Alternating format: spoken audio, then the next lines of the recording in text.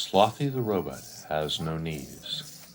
Slothie the robot wanted to walk about town, strolling along. You'd never see him frown. His sonic eyes would keep him away from obstacles that might block his way. Slothie arrived in a small box one day. All those tiny pieces had to be assembled a certain way. To assemble them all, a cookbook was found. With microscopic tools, the results would astound. His programs were tested, his servos aligned. Practicing, Slothie didn't mind.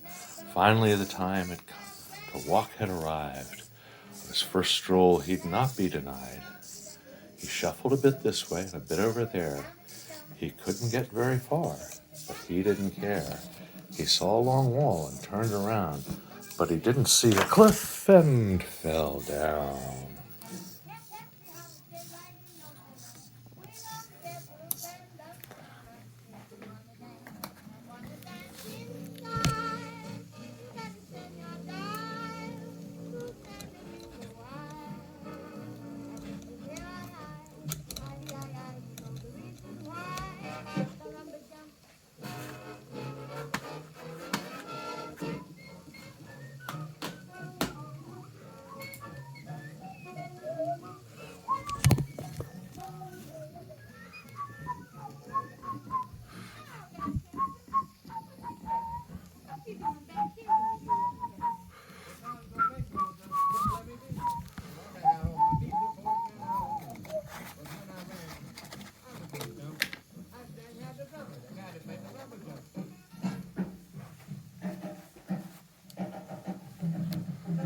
After trying, he saw a chance.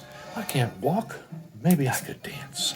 I could lift my feet, twist all around. It'd be fun, possibly astound. Slothie's starts slow, but can get wild. Santics brought forth many a smile. He'd lift and twist and turn and tuck. Sometimes he'd fall over, sometimes he'd get stuck.